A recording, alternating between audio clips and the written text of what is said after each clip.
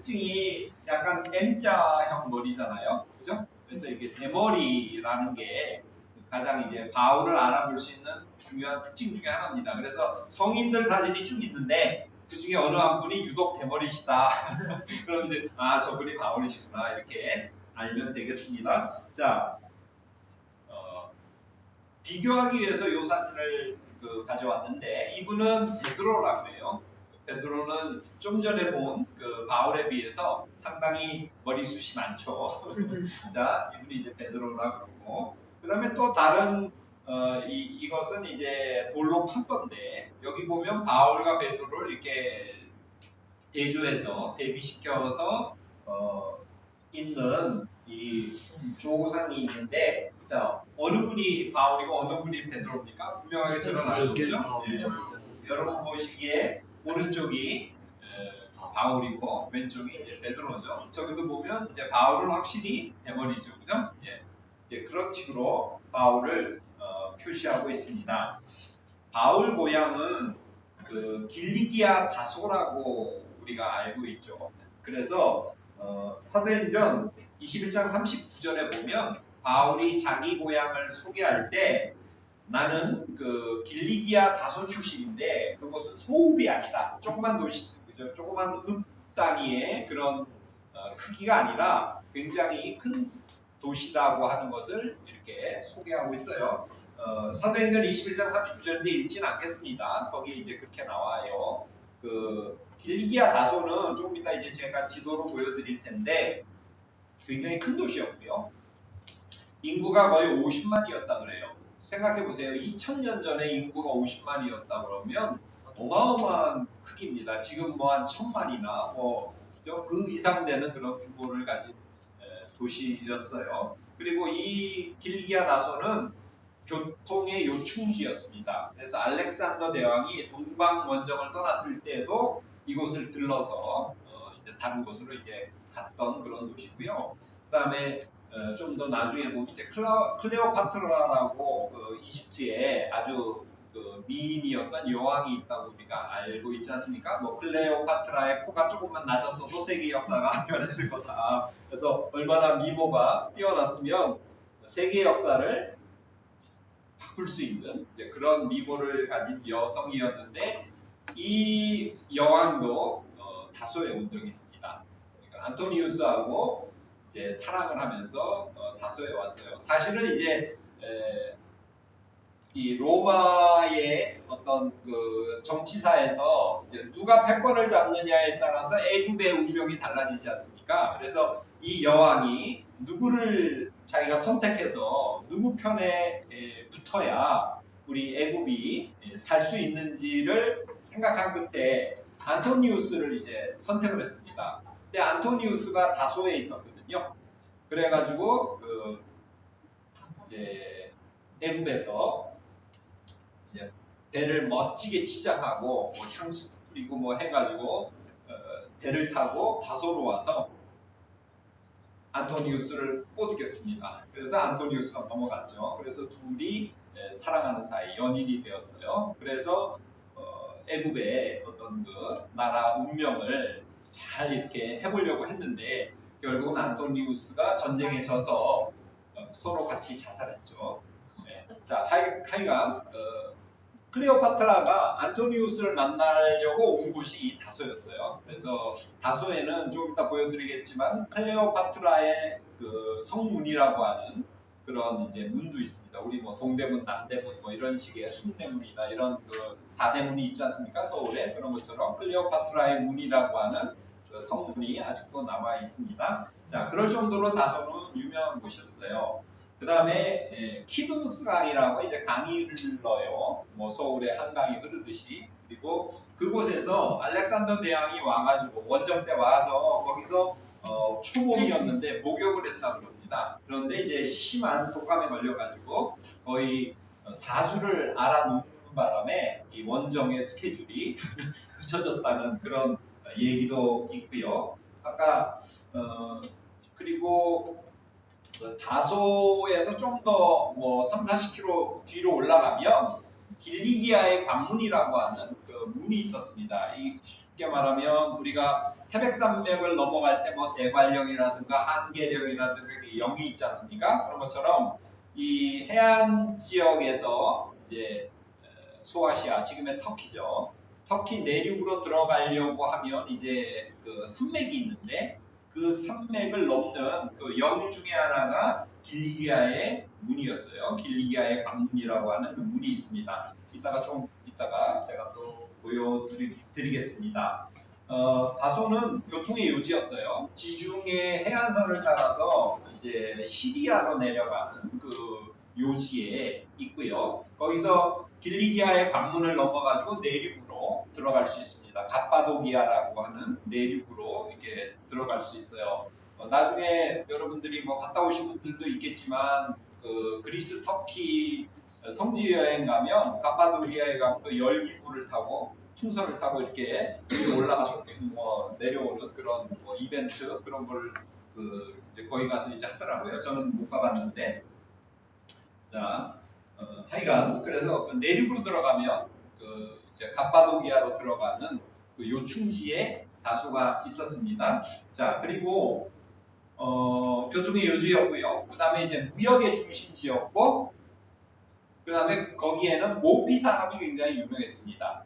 그러니까 짐승의 가죽을 벗겨서 그것을 뭐 부두질을 한다 그러죠. 그것을 다듬어 가지고 펼치고 그다음에 염색해서 뭐 가죽 옷을 만든다든가 뭐 등등등 아니면 이제 그걸 가지고 옛날에는 지금처럼 무슨 뭐 여러 가지 섬유나 옷감이 없었기 때문에 그걸로 텐트 같은 것도 만들었다고 그래요. 그래서 바울이 여기 출신이지 않습니까? 그리고 거기가 이제 가죽 가공업이 발달해서 그래서 바울의 생업이 뭐였죠? 텐트 메이커. 네, 천막을 만드는 텐트 메이커라고 그러지 않습니까? 그래서 이제 바울이 그 기술을 배웠을 거다고 이렇게 사람들이 보고요.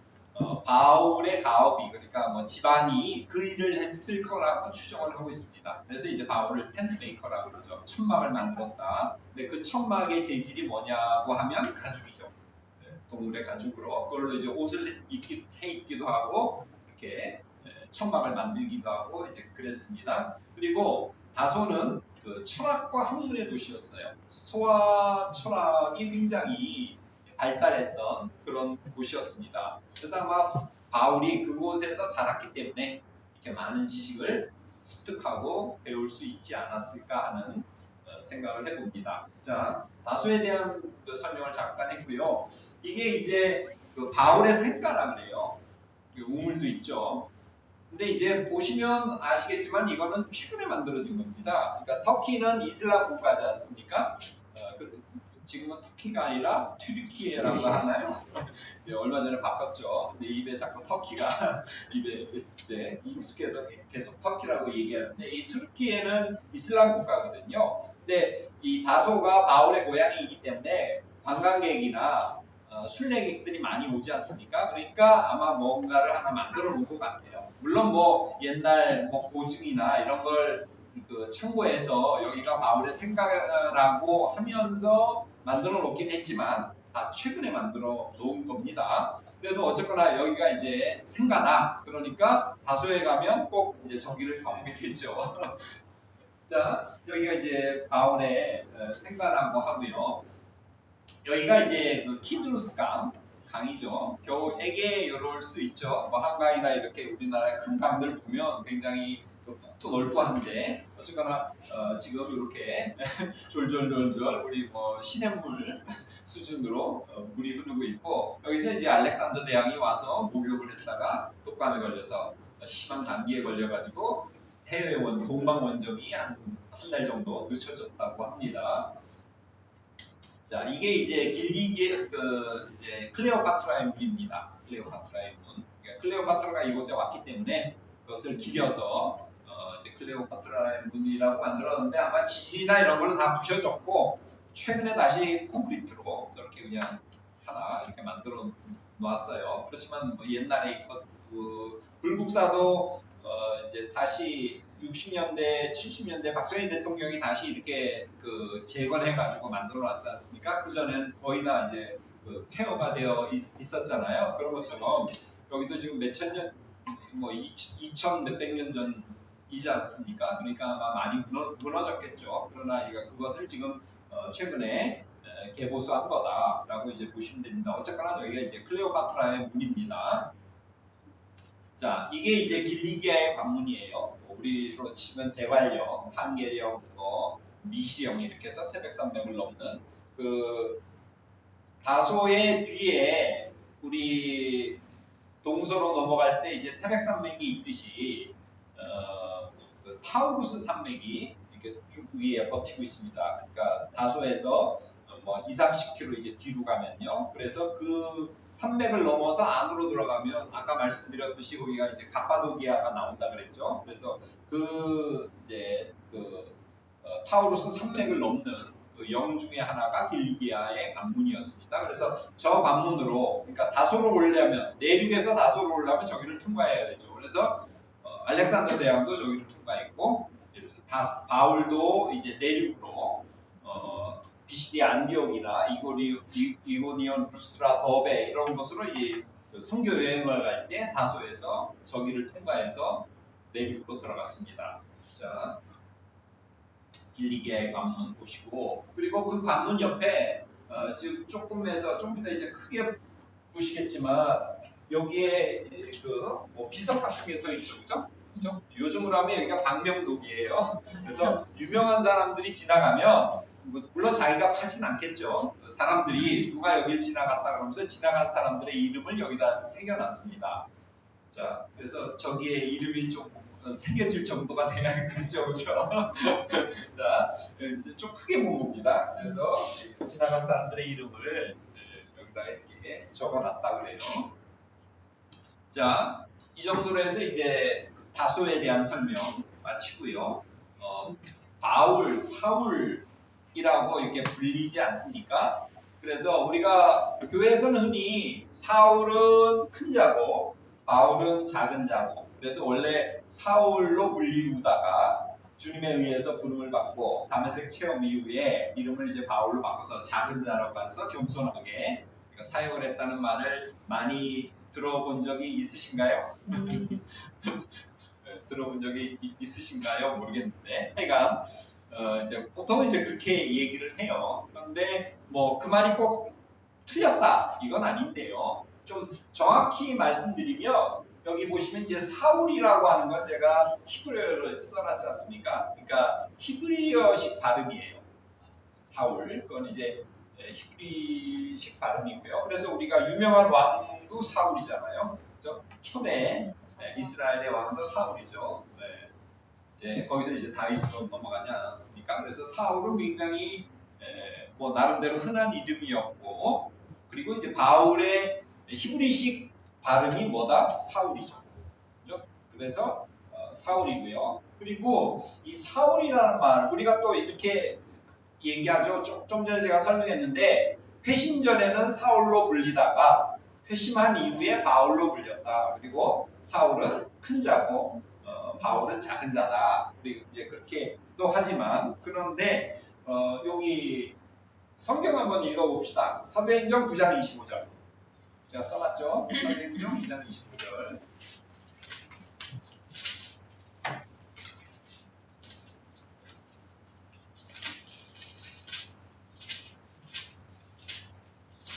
누가 좀 읽어주시겠습니까? 그의 제자들이 밤에 사울을 광주리에 담아 성벽에서 달아내립니다. 예, 이제 사울이죠. 자, 이게 어느 때 일이죠? 다메섹에서 지금 회심한 이후에 다메섹에서 복음을 증거하다가 아레다 왕의 방백이 잡으려고 하니까 제자들이 바울을 지금 탈출시키는 거잖아요. 근데 이름을 뭘로 부르고 있죠? 사울로 부르고 있죠. 그러니까 꼭 회심 이후에는 바울로 바뀌었다는 게 그러니까 전체적으로 맞는 말인데 100% 맞진 않죠. 여기 회심 이후인데도 이름을 사울로 부르고 있죠. 그 다음에 또 보시면 13장 9절 보셔요. 13장 9절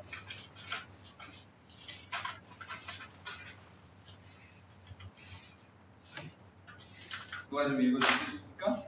바울이라고 하는 사울이 성령이 충만하여 물을 죽었다. 예, 여기도 이제 선교 활동을 하고 있는데 바울이라고 하는 사울이 13장 9절, 사도행전 13장 9절. 자, 여기서도 이제 바울 사울이 함께 혼용되고 있다는 걸 알 수 있죠. 그러니까 뭐 칼로 뭐를 딱 베듯이 회심 전에는 사울, 회심 이후에는 바울 딱 뭐 이렇게 한 건 아니에요. 물론 뭐 전체적으로 맞을 수는 있겠지만, 자, 그래서 소명 이후에도 사울이란 말이 이 대표적인 이제 두 구절을 적어드렸는데 쓰인다. 그리고 유대식 발음이다. 유대식 이름이라는 거죠. 예를 들어서 미국으로 어느 집안이 이민을 갔다고 치봐요. 그런데 그 애 이름이 철수인데, 근데 미국 사람들이 발음하기에는 불편하지 않습니까? 그러니까 밖에 나가서 데이비드라고 부르고 뭐 성은 안 바꾸지만 데이비드 김 뭐 이런 식으로 밖에서는 이제 그런 이름으로 부르지만 집에 들어오면 철수야 철수야 부모들은 그렇게 이제 부르지 않습니까? 마치 이제 그런 거죠. 그러니까 유대인들은 아니면 집안에서는 바울을 사울아 사울아 이렇게 부르고 왜냐면 그게 편하니까 그죠? 철수야 철수야 부르는데 이제 밖에 나가서 활동할 때는 파울로스, 그러니까 헬라식으로 제대로 발음하면 파울로스라고 이렇게 부르죠. 왜냐하면 그 헬레니즘 시대에는 사울이라고 하는 유대식 발음을 하기가 사람들이 이제 불편하니까요. 그래서 두 이름을 이제 같이 썼고 사울은 어느식 발음이다, 히브리식 발음이다. 그렇게 이제 이해하시면 되겠습니다. 또 누구는 뭐 그게 자다, 그 사람의 자가 뭐냐, 뭐 그런 얘기 있지 않습니까? 아니면 뭐 별호, 특별히 따로 부르는 이름이다, 뭐 그런 의견도 있긴 한데 어쨌거나 사울은 전체적으로 보면 유대식 이름이다. 그렇게 보시면 되겠고 이제 바울은 뭐 영어로는 폴이라고 하죠, 그죠? 영어로는 폴이라고 하고 그다음에 이제 라틴어나 이런 쪽에서는 이제 파울루스라고 그렇게 발음하죠. 그다음에 이제 여기 이 뜻이 헬라, 우리가 신약 성경이 헬라어로 쓰였으니까 헬라어로는 파울로스입니다. 파울로스, 헬라어로는 이제 파울로스고요. 자, 이렇게 해서 이제 바울, 사울 이런 식으로 두 가지 이름이 있죠. 다시 한번 설명드리지만 이 파울로스 헬라식으로 이제 발음하면 파울로스는 로마 헬라식 이름이고 그다음에 이제 공식 이름이라고 볼 수 있겠죠. 사회생활을 할 때 데이비드 김 뭐 이런 식으로 그게 이제 공식 여권이나 아니면 이제 자기 신분증에는 이제 그렇게 써 있지만 집에 들어오면 철수야 철수야 김철수로 이렇게 이제 통용되듯이 사울과 바울을 이제 그런 식으로 정리해 보면 되겠습니다. 자, 다음 보시면 이게 안 먹나요? 넘겨주세요. 다음 화면.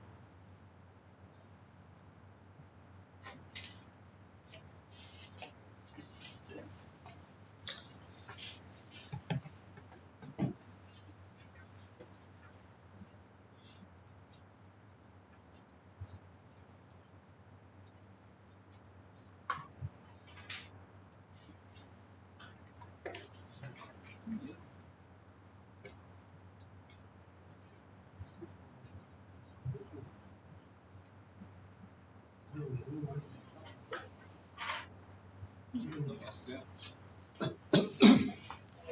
자, 랍비 이름인데 예후다 테마라고 하는 랍비가 그 2세기, 3세기 때 유대인들이 나이를 어떻게 구별하는지에 대한 기록을 남겼어요. 그래서 그거를 보면 바울이 그 예를 들어 회당에 다녔을 때 아니면 율법을 공부했을 때가 대충 몇 살인지를 이렇게 추정해 볼 수 있습니다. 이 사람이 뭐를 어떻게 썼냐면 5살에는 성경을 배우고 유대인들이 그다음에 10살에는 미시나를 배우고 이제 그 토라 그것을 이제 좀 더 이제 설명해 놓은 게 미시나입니다. 13살에는 계명을 배우고 15살에는 탈무드를 배우고 그 다음에 이제 18살에는 신부방에 간다. 이제 남자 중심으로 그러니까 18살 되면 이제 장가 간다 이런 뜻이죠. 그래서 그 유대인 소년들이 각각의 나이대에 뭘 하는지, 뭘 공부하는지 그리고 언제 장가 가는지를 이렇게 이제 써놨습니다. 자, 이런 걸 보면 대충 바울도 몇 살에는 뭘 했고 몇 살에는 뭘 했고를 이렇게 추정해 볼 수 있죠.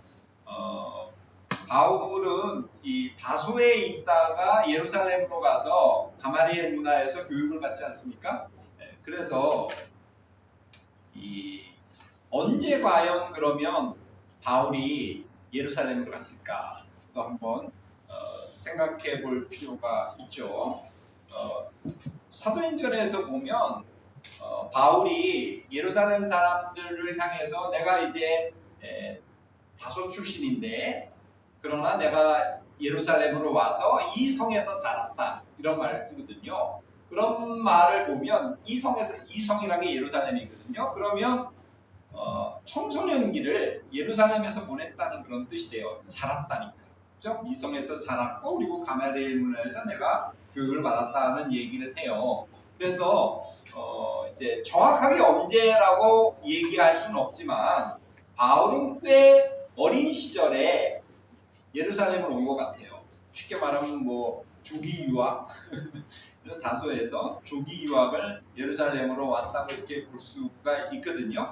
자, 그래서 이 성에서 자랐다 그러니까 청소년기에 예루살렘으로 왔다고 볼 수 있고요. 이게 왜 중요하냐면 이제 교육 때문에 그래요. 그러니까 다소에서 어느 정도 교육을 몇 살까지 있었고 어느 정도 교육을 받았을지 그리고 이제 예루살렘에 오면 가마리엘 문화에서 교육을 받으니까 정식 유대 그 다음에 바리새인 교육을 받았겠죠.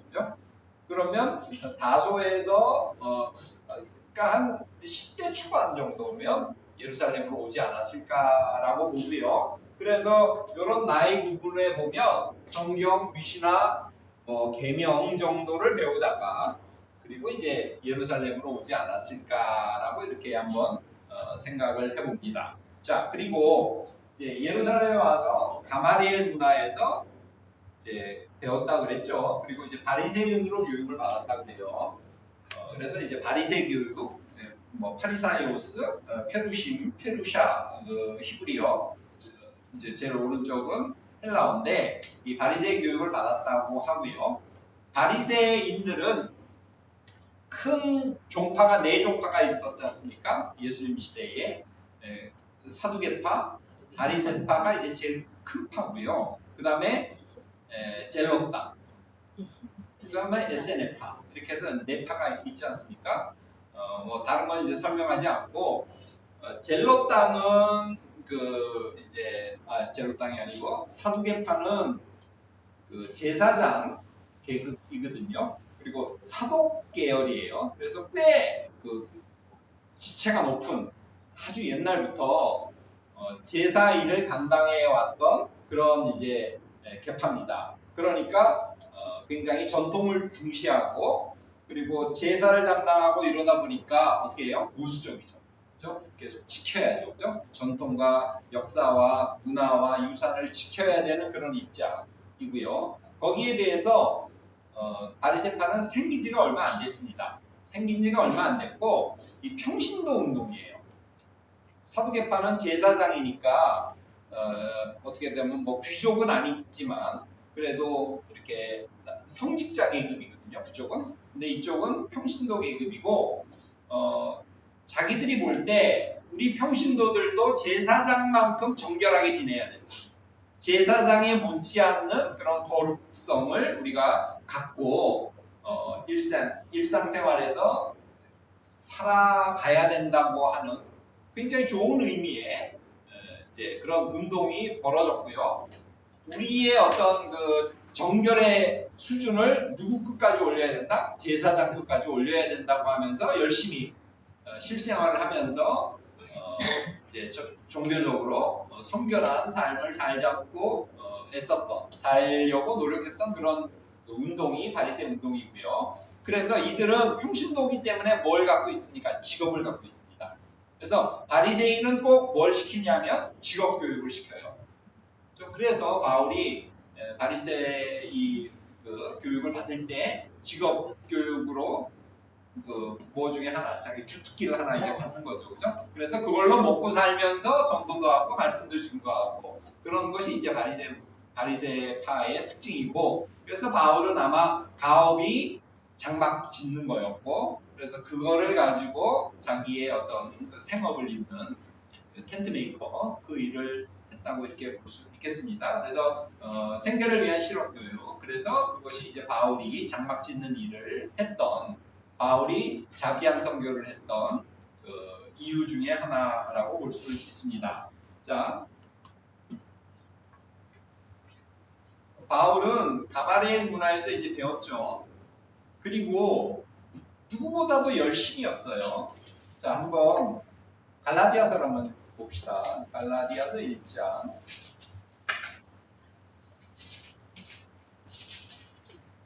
갈라디아서 1장 3절에 보면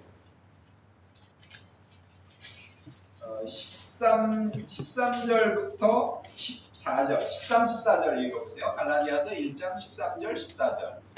내가 이전에 유대교에 있을 때 행한 일을 너희가 들었거니와 하나님이 교회를 심히 박해하고 위험하더라고. 내가 내 동족 중 여러 영각자보다 유대교를 지나치게 믿어 내 조상의 전통에 대하여 더욱 열심히 있었으나. 예, 여기 보시면 바울은 열심이었어요. 그래서 박해도 열심히 했다 그랬죠.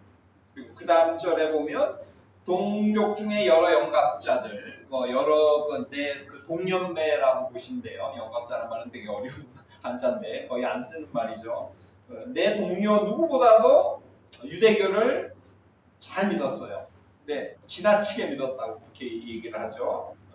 그리고 조상의 전통에 대해서 열심이었다, 이런 이야기를 합니다. 그러니까 열심히 가마리엘 문화에서 바리새인으로서의 교육을 받았어요. 자, 그런 입장에서 예수님에 대한 소문이 들렸겠죠. 그러니까 그 문화생들이 모여가지고 예수에 대해서 왈가불가하면서 그 사람이 이런 말을 했다, 뭐 이러면서 토론을 했고 예수에 대해서 어떻게 생각하냐, 많은 논쟁이 벌어졌을 거예요. 근데 바울은 어땠죠? 스데반의 그 돌에 맞을 때 옷을 지켰고, 그리고는 이제 박해가 시작되니까 바울이 예루살렘의 각 집에 들어가서 남녀를 끌어다가 박해하는데 앞장서지 않았습니까? 그죠? 그런 점에서 이 가마리엘 문화의 이 문화생들, 그리고 일반 전통 유대교가 예수를 어떻게 바라봤냐면 이건 말도 안 된다, 참담하다, 저자가 누구길래 이렇게 하나님의 이름을, 거룩한 하나님의 이름을 더럽히느냐, 성전을 모독하느냐, 뭐 이러면서 예수를 십자가에 못 박는데 중요한 역할을 하지 않습니까? 그런 입장을 바울도 아니면 가마리엘의 문화생들도 공유했던 것 같아요. 그러니까 이제 박해의 최전선에 바울은 뛰어들어서 열심히 사람들을 오게 가두는데 앞장섰죠. 그리고 바울은 열심히였기 때문에 그것 갖고는 성이 안 찼어요. 그래서 어디까지 가요? 다메섹까지 가서 거기 있는 예수쟁이들을 잡아다가 끌고 오겠다고 이제 생각을 하죠. 왜냐하면 다메섹은 유대 땅이 아니거든요. 유대 밖에 있기 때문에 유대인들의 그 행정력이 안 미치잖아요. 예루살렘의 행정력, 그 사내들인이, 그죠? 사내들인이 이제 그 어떤 그 자치적인 통치 기구인데 그 통치 영역 밖에 있으니까 어떡합니까? 다메섹에 가서 예수 믿는 유대인들을 잡아다가 예루살렘으로 데려와서 거기서 이제 재판받고 박해하려고 이제 했죠. 그러면서 씩씩거리면서 다메섹으로 가죠. 그런데 다메섹으로 가는 도상에 주님이 나타나셔서, 그죠? 바울아 아니면 사울아 네가 나를 왜 박해하느냐, 이렇게 말씀하시죠. 그러니까 누구십니까? 그러니까 나는 네가 박해하면은 예수다, 그렇게 말씀하시고, 바울이 이제 뭐 마을 위에서 떨어졌다 그러고 눈이 멀고 어쩌고 이제 그러지 않습니까? 그래가지고 이제 사람들의 손에 이끌려서 다메섹으로 들어가죠. 그죠? 자, 그런 이제 우여곡절을 거치면서 돌아서죠. 그러니까 바울의 어떤 열심이었던, 그 열정적이었던 그 모습을 하나님께서 기뻐하시면서 그를 하나님께서 강권적으로 들어 쓰신 것이 다메섹 체험이고 다메섹 사건이죠, 그죠? 그래서 바울은 지금까지 믿었던 유대교를 버리고 기독교로 복음으로 돌아서죠. 자, 그것이 이제 다메섹 체험이고, 그리고 다메섹 체험은 좀 전에 읽었던 갈라디아서를 이제 보십시다. 갈라디아서 1장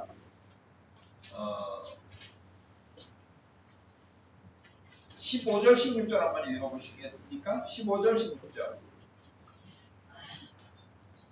그러나 내 어머니의 태로부터 나를 택정하시고 그의 은혜로 나를 부르시니가 그의 아들을 이방에 전하기 위하여 그를 내 속에 나타내시기를 기뻐하셨을 때에 내가 곧 혈육과 운운하지 아니하고. 예, 14절까지 저 방금에 읽었는데 자기가 조상의 전통에 대해서 열심이었는데, 그래서 13절에 보면 교회를 심히 박해했다고 그렇게 나와 있죠. 그러나 어머니의 태로부터 나를 택정했다. 그러니까 태어나기 전부터 하나님께서는 나를 선택하셨다는 거죠. 그죠? 모태로부터 나를 선택했다고 하는 이 말이 어디서 나와요? 네? 다윗. 그래요. 또 예언자를 선택할 때, 예레미야나 이런 예언자를 선택할 때 모태로부터 나를 택정했다 는 말이 나와요. 그러니까 이 구절은 예언자 모델을 바울에게 적용합니다. 나는 모태로부터, 그렇죠? 태어나기 전부터 나는 선택받았다고 하는 그런 고백을 하면서 은혜로 나를 부르셨다는 거죠. 그러면서 그 아들을 이방에 전하기 위해서 그를 내 속에 나타내시기를 기뻐하셨다. 여기서 그를 내 속에 나타나는데, 여기서 그는 누구죠? 예수님이셔요. 예수님이 다메섹에서 나타나신 거지 않습니까? 다메섹 도상에서 주님이 나타나셨죠? 요걸 요렇게 아주 담담하게 표현해요. 근데 그 앞에 목적이 뭐예요? 나를 이방에 전하기 위해서, 아들을 이방에 전하기 위해서 하나님께서 자신의 아들을 다메섹 도상에서 내게 나타내시기를 기뻐하셨다. 이렇게 얘기합니다. 그러니까 사도행전에 보면 그 다메섹 사건이 3번이나 나오거든요. 같이 뭐 말을 타고 가다가 뭐 소리가 들렸고 같이 가는 사람들은 아무것도 들리지 않았고 바울은 뭐 말에서 떨어졌고 눈이 멀었고 뭐 아주 그 스펙타클하게 그렇게 이제 설명하는데, 바울은 본인은 그냥 담담하게 표현해요. 아주 심플하게. 어떻게 표현해요? 아들을 내게 나타내시기를 기뻐하셨다. 아들이 내게 나타났다고만 딱 얘기합니다. 뭐 옛날 얘기긴 한데 그 서울에 안 사는 저 시골 사람이 서울에 와서 이제 창경원에 가면 뭐 동물도 있고 뭐도 있고 하니까 야 뭐 서울 갔더니 뭐도 있고 뭐도 있다 그러면서 막 자랑하지 않습니까? 근데 정작 서울에 사는 사람은 그냥 뭐 창경원 그까짓 거 뭐 안 가잖아요. 오히려 더 안 가죠, 그죠? 안 가면서 뭐 별거 아니라는 식으로 말하는데, 서울에 살지 않는 사람들은 이제 와가지고, 아주 옛날 얘기죠. 60년대, 70년대 얘기인데, 야, 거기 뭐 갔더니 어마어마하더라 이러지 않습니까? 그러니까 사도행전은 누가가 썼잖아요. 그러니까 아주 그냥 그 바울의 이 다메섹 체험 사건을 스펙타클하게, 어마어마하게 표현하는데, 당사자인 바울은 어떻게 해요? 아들을 내게 나타내시기를 기뻐하셨다. 이렇게만 그냥 단순하게 한 줄로 아주 담담하게 이렇게 설명합니다. 제가 여기서 뭘 말씀드리고자 하냐면, 이 다메섹 체험은 그 16절 바로 앞에 뭘 위해서? 아들을 이방에 전하기 위해서 하나님이 자신의 아들을 내게 나타내시기를 기뻐하셨다. 이겁니다. 그러니까 다메섹 체험은요, 곧 뭐예요? 제가 여기다 썼죠? 소명 체험이기도 해요. 소명 체험. 무슨 소명? 이방인의 사도라고 하는 그 소명 체험이 다메섹 회심 사건입니다. 그러니까 이거를 하기 위해서 아들이 내게 나타나. 하나님이 아들을 내게 나타내시기를 기뻐하셨다. 이렇게 말씀을 하십니다. 자, 그래서 이제 소명 체험, 다메섹 체험은 곧 소명 체험이다. 이렇게 볼 수 있어요. 그러니까 바울은 내가 이방인을 위한 사도로 활동해야지라고 결심한 게 아니고, 그렇죠? 하나님께서 강권적으로 이방인의 사도로 내가 너를 쓰겠다라고 하시면서 아들을 그에게 보내신 사건, 그것이 이제 다메섹 체험 사건입니다. 자, 지금 어느 상황이에요?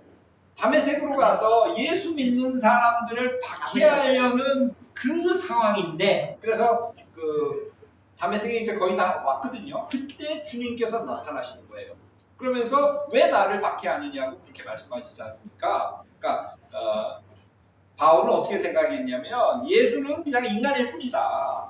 그리고 하나님의 아들이라는 거 그거 웃기지 마라. 그건 다 가짜다. 뻥이다. 이렇게 이제 생각을 했죠. 그러면서 예수쟁이들 이것들 다 이단들이나 마찬가지니까 다 잡아서 처단해야 된다는 입장이었는데 그 십자가에 달린 주님께서 나타나신 거예요.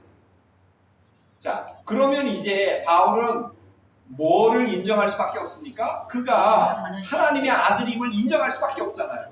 그죠? 죽었는데 분명히 십자가에 달려 죽었는데 다시 살아났으니까 그가 하나님의 아들이심을 인정할 수밖에 없고 그럼 뭐예요? 생전에 그가 했던 모든 말이 뻥이 아니라 진짜구나. 그게 정말로 하나님의 뜻이구나라는 것을 실토하고 고백하지 않을 수 없죠. 그러니까 다메섹 체험은 결국 뭐냐면 나는 틀렸다. 내가 율법을 갖고 예수에 대해서 판단했던 거. 그리고 기존 유대교가 이렇게 사는 것이 율법대로 하나님의 뜻대로 합당하게 사는 거라고 하는 생각, 그런 해석, 그게 틀렸다는 거죠. 그리고 예수님이 옛사람이 이렇게 얘기했으나 내가 너희에게 이르노니라고 하면서 뭐 형제의 분을 품는 자마다 살인한 자다 뭐 이런 식으로 율법을 다시 새롭게 설명해 주시잖아요. 율법을 이렇게 사는 것이 진짜 하나님이 원하시는 거다. 너희들이 안식일에 이래서는 안 된다고 하면서 아무것도 안 하는데 안식일에 누가 아프다면 고치는 거, 그게 오히려 하나님이 원하시는 거다라고 하면서 너희들이 지금 율법대로 산다고 하지만 잘못 이해하고 있다. 그러면서 예수님께서 행동하시고 가르쳐 주신 모든 것이 옳다는 거죠. 그러니까 다메섹 체험의 요지는 뭐냐면 나는 틀렸고 예수님은 맞다. 그리고 예수님은 하나님의 아들이다. 마지막 때에 보내신 메시아다라는 것을 좀 실토하고 고백하지 않을 수 없는 사건이 다메섹 사건이라고 보면 되겠습니다. 그러니까 예수가 옳다. 예수가 하신 대로 사는 것이 누구의 뜻이다? 아버지의 뜻이다. 라는 거죠. 자, 그리고 다시 말씀드리지만 다메섹 체험은 곧 바울에게 무슨 체험이다? 소명 체험이다. 이제 마지막 때에 하나님이 이 복음을, 구원의 소식을 누구에게까지 전하시기를 원하신다? 이방인들에게까지 전하시기를 원하시는 것. 이것이 하나님의 뜻이라는 걸 바울은 받아들이고 이게 주님께서 나에게 주신 사명이라는 것을 좀 인정하고 이제 그 일을 위해서 끝까지 달려가는 삶. 이것이 이제 바울의 다메섹 체험 이후의 삶이라고 이제 볼 수 있겠습니다. 자, 그래서 이걸 자꾸 더 얘기하면 더 길어져요. 그냥 넘어갑시다. 할 말이 많아요. 이거 다 30분 이상 말해야 되는데 그냥 넘어갑시다. 우리 오늘 로마서 해야 되니까. 자, 그냥 넘어가요. 아까운데, 그러니까 넘어갑시다. 자, 그러면 이제 중요한 것 중에 하나가 이제 회심이라고 하잖아요. 그죠? 회심이란 말, 그냥 마음을 바꾸는 거, 돌이키는 거. 그러면 우리가 뭐 회심 그러면 종교와 관련해서는 어떤 종교를 믿다가 다른 종교로 이렇게 넘어가는 거, 그죠? 신앙의 대상을 바꾸는 걸 우리가 회심이라고 하지 않습니까? 그죠? 그래서 이제 다메섹 체험은 그 회심이라고도 하죠. 제가 소명 가로 열고 이제 회심이라고 이렇게 써놨습니다. 자, 그런데 여기 마지막 에서 세 번째 줄 보면 기독교와 유대교의 분리는 주 70년 이후에 이제 분리가 돼요. 주 70년, 기원 후 70년에 무슨 사건이 벌어지죠? 예루살렘 성전이 멸망해요. 그죠? 65년 이후로 로마의 반기를 들죠, 유대가. 그래서 이제 로마 당국이 이것들 안 되겠다 싶어가지고 이제 군대를 보내서 이제 싸우게 하고 갈릴리부터 이제 로마군들이 내려오면서 결국 AD 70년에 예루살렘 성전이 멸망하거든요. 그래서 이제 유대인들이 이제 항복합니다. 물론 마사다에서 뭐 최후의 행전을 하긴 했지만 그건 이제 잔당들이었고 큰 대세는 AD 70년에 예루살렘 성전이 멸망하면서 이제 로마는 평정되었다고 이렇게 볼 수 있어요. 자,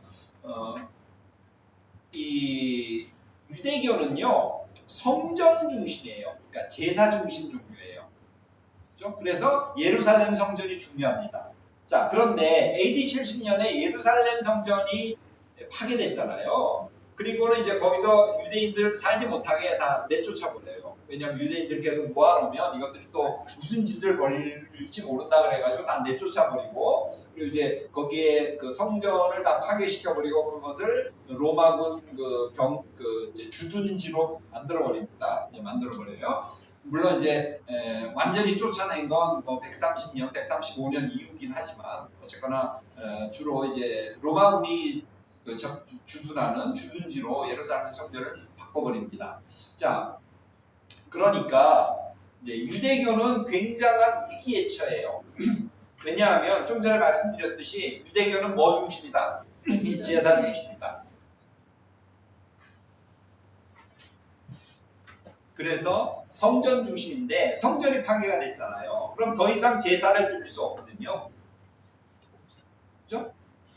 유대교가 제사 중심인데 제사를 드릴 수 없으니까 유대교에는 일생일대의 위기가 찾아옵니다. 자, 그래서 랍비들이 이제 일부 랍비들이 그러니까 성전에 있는 예루살렘에서 마지막에 탈출해서 지중해의 조그만 도시 얌리아로 가요. 얌리아로 가고 이제 성전이 파괴되면서 제사를 더 이상 드릴 수 없으니까 유대교의 어떤 위기 상황에서 이가 없으면 뭐로도 씹어야 돼요? 잇몸으로라도 씹어야 되지 않습니까? 그러니까 대안이 필요해요.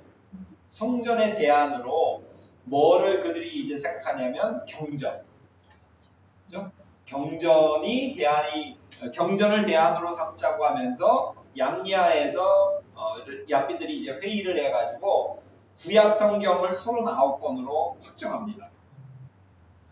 그래서 그 이유는 유대교가 이제 성전 중심이 아니라 경전 중심. 그리고 이제 경전을 해석하고 그 해석한 것들을 모으고 뭐 이런 것들이 이제 미시나, 그리고 더 합쳐져 가지고 이게 기원후 뭐 3세기 4세기에 가면 그것들이 모여져서 뭐가 돼요? 탈무드가 돼요. 자, 그래서 성전 멸망 이후에 유대교는 경전 중심의 종교로 갑니다. 물론 그 전에도 말씀이 중요하긴 했지만, 그러나 유대교를 하나로 묶어주는 구심점은 뭐냐면 성전이에요. 제사예요. 자, 그래서 유대교 내에는 이 제사가 유대교를 하나로 묶어줬기 때문에 여러 그 종파들이나 다양한 계파들이 있었죠. 예를 들면 사두개파나 바리새파의 가장 또 차이점, 서로 싸우는 논쟁 중에 하나가 뭡니까?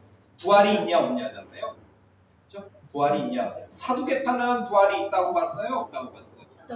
네? 없다고 봤죠. 바리새파는 부활이 있다고 봤죠. 누가 맞아요? 말 잘해야 돼요. 자, 그럼 또 질문을 바꿀게요. 사두개파는 왜 부활이 없다 그랬을까요? 영적 세계를 안 믿으니까. 모세 오경만 믿고. 안 하니까. 네. 또 왜 사두개파는 부활을 안 믿을까요? 성전 중심이 성전 중심이니까. 여기 하나님 영광이고 하나님 계신. 그래요. 자, 이제 가봅시다. 구약에서는요, 구약 전통적인 사상에서는 우리 사람이 죽으면 어떻게 되죠? 얘기해 보세요. 괜찮아요. 사람이 죽으면 어떻게 돼요?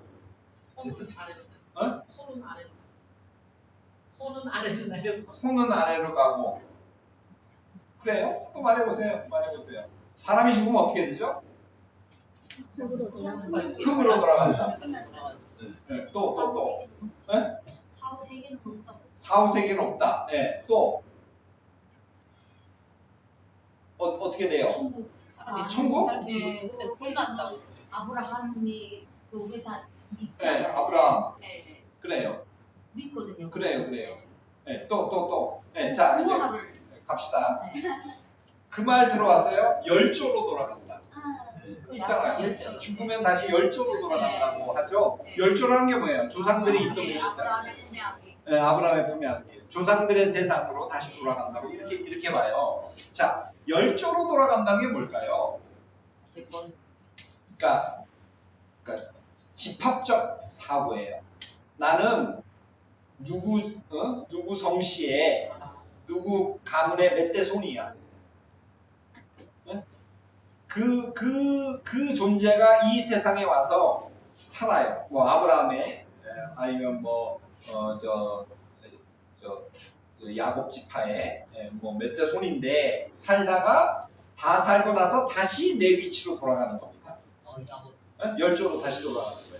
우리 유교적인 뭐 그런 거하고 비슷하죠, 그죠? 열조로 돌아간다 그래요. 이거는 다시 말씀드리면 집합적 사고예요. 집합적 사고예요. 나는 누구의 몇 대 손이고, 누구의 아버지고, 누구의 어머니고, 누구의 뭐 손자고, 손녀고, 뭐 이런 거죠. 누구의 그죠? 뭐 고조, 할아버지, 할머니고, 뭐 이런 거죠. 그러니까 나는 나로 존재하는 게 아니에요. 그죠? 그래서 죽어도 내 어떤 그죠? 우리 가문에 내 있는 그 자리로 다시 돌아간다고 이렇게 생각하는 겁니다. 그러니까 집합적 사고입니다. 그래서 열조로 돌아간다는 말은 부활한다는 말하고 달라요. 그죠? 다르죠? 부활한다. 자, 부활은 뭐의 부활이에요? 누가 부활하는 거예요? 아니, 그러니까 누가 부활하는 거예요? 아니 그래요. 누가 부활하는 거예요? 생명이 생명이 있던 자. 네, 구약에 있을 때는 구약에서는 부활을 없으니까. 없으니까. 네. 부활이 없었어요? 열조로 돌아간다는 거하고 부활하고는 어때요? 다른 말이에요? 거의 비슷한 거. 거의 비슷한 말이에요. 그래서 구약에도 부활은 있는 거예요? 없는 거예요? 뭐 하여간 어려운 질문이에요. 여러분들을 헷갈리게 하는 질문이에요. 자, 이런 질문을 드린 저를 용서해 주세요. 자, 다시 말씀드리지만 구약에서는 부활이 없다 이렇게 말하면 곤란해요. 곤란하고, 네, 다시 정리하지만 구약에서는 열조로 돌아간다는 게 기본 사고예요.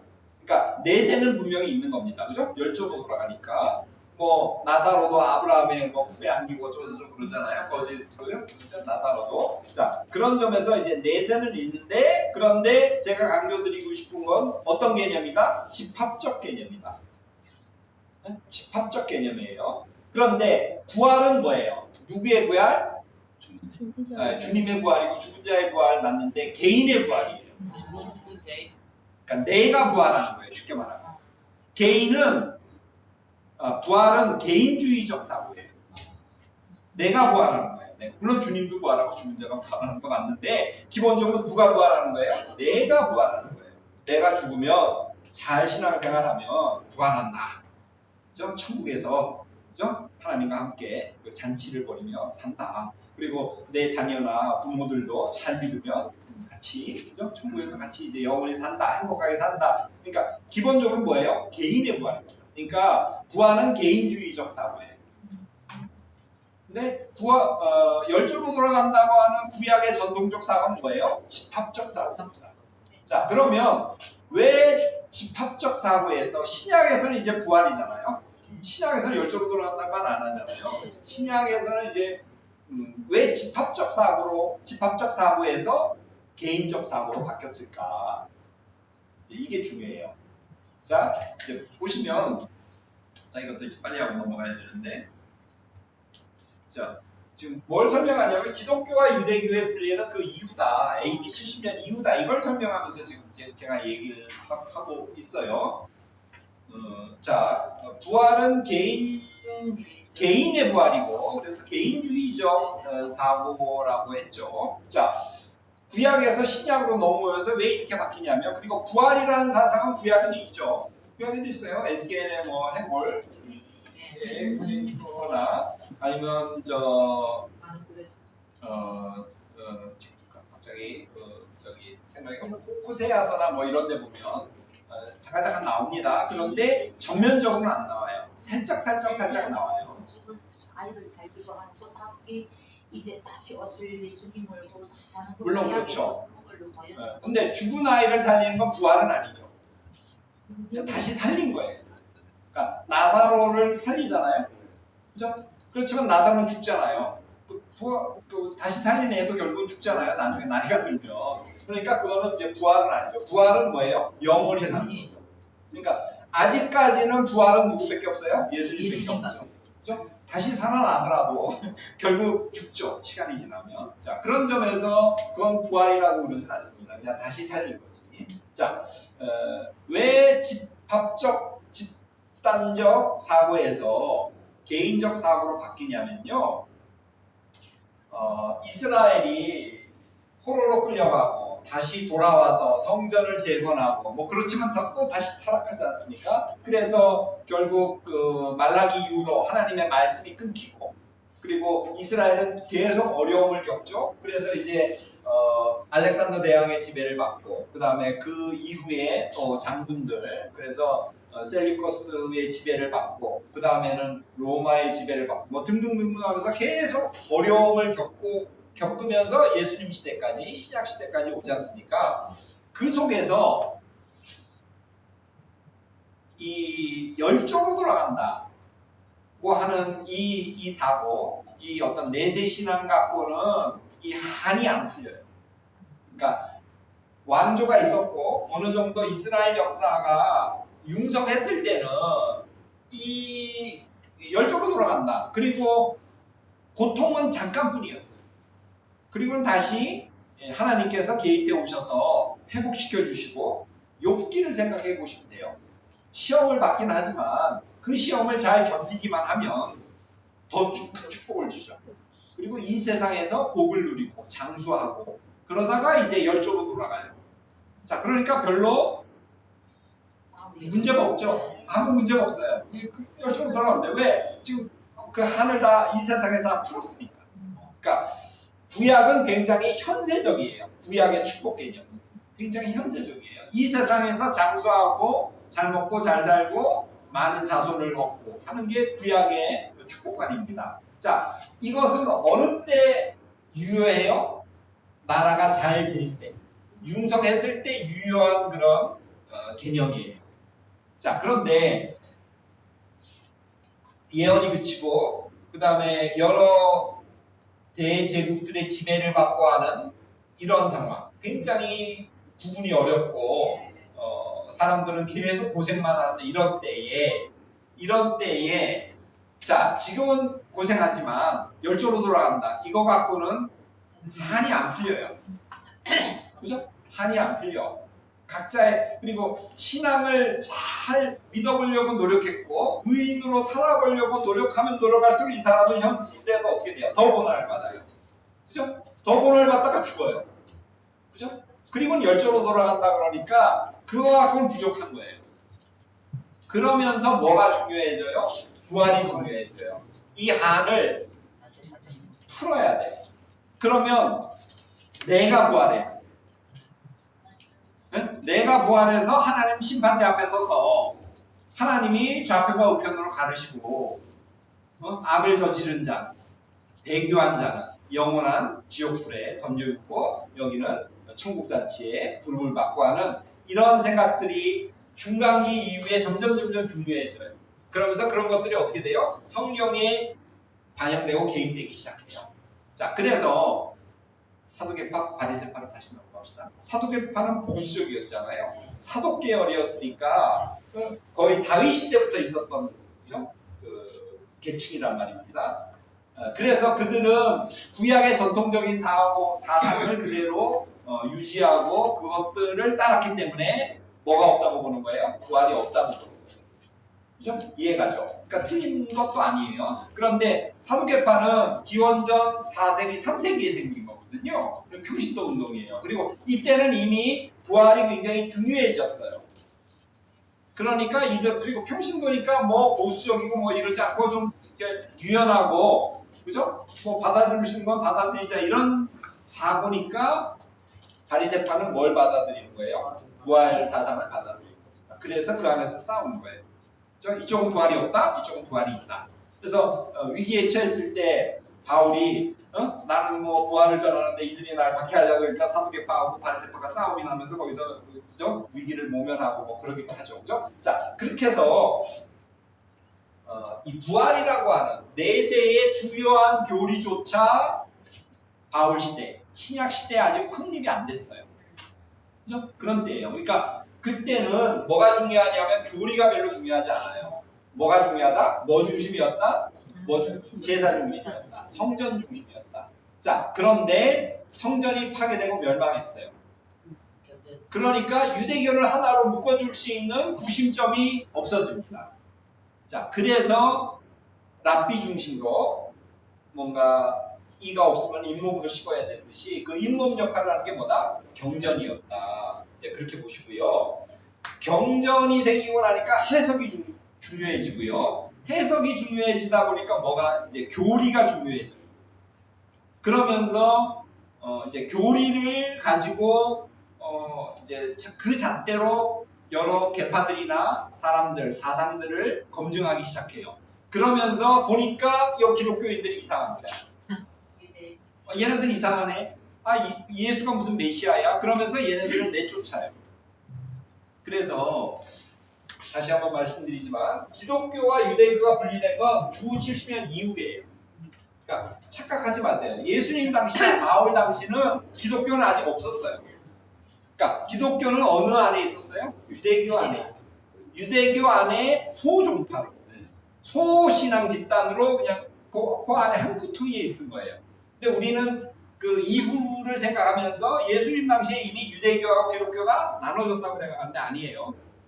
그러니까 예수님은 새로운 종교를 만들려고 오신 게 아니에요. 유대교 안에서 유대교가 어떤 경전을 갖고 있어요? 구약을 갖고 있잖아요. 그 구약 말씀이 그래 너희들이 믿고 있는데 근데 잘못 이해하고 있다. 잘못 적용하고 있다고 하는 얘기를 하는 거죠.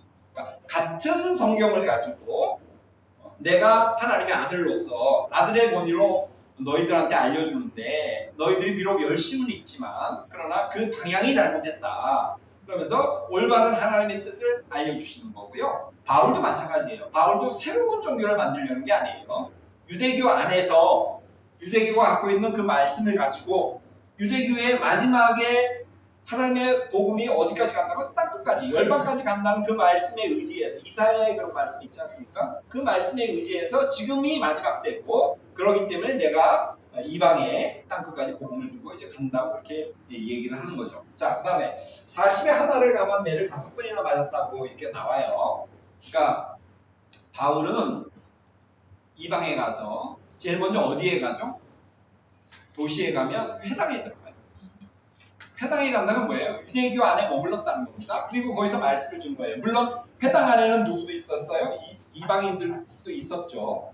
회당 안에는 이방인들도 있었습니다. 그러나 그 이방인들은 굉장히 유대교의 호감을 갖고 있었던 사람들이에요. 그래서 와서 말씀을 들으려고 하는 거고요. 개종은 안 했지만 유대교의 호감을 갖고 있었던 사람들. 그러니까 바울이 이방인들한테 복음을 전했지만 그러나 크게 보면 큰 틀 안에서는 어디 안에 있었다?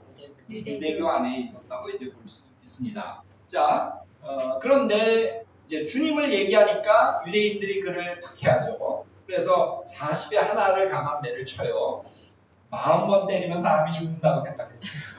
그래서 마을에서 하나를 가면 39대로 때리고 이제 내쫓아요. 자, 그런데 그거를 5번이나 맞았다는 거예요. 그러니까 여기서 박해받고 다른 도시로 가서 또 같은 말씀을 회당에서 전했고 또 박해받고 또 다른 곳으로 가고 계속 어디로 갔다? 유대교 회당으로 갔다는 뜻입니다. 이것도 뭐를 뜻해요? 바울은 유대교를 떠날 생각이 없었어요.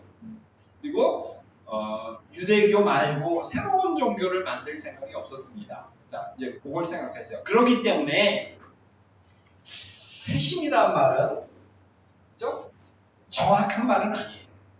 무슨 말인지 아시겠죠? 회심이라는 건 뭐예요? 이 종교에서 다른 종교로 갈아타는 거, 말을 바꿔타는 게 회심이지 않습니까? 그런 점에서 정확한 말은 아닙니다. 근데 물론 회심이라는 말을 쓰죠. 그리고 회심이라는 말이 딱 개념적으로 직관적으로 딱 머릿속에 이해하기 편하지 않습니까? 그래서 저도 쓰고 있어요. 그러니까 여러분도 쓰시되 그러나 기독교와 유대교가 아직 분리된 상태는 아니라는 건 염두에 두세요. 자, 됐죠? 여기서 조금 쉬었다 합시다. 네, 1시간에 10분씩 쉬었다 합시다.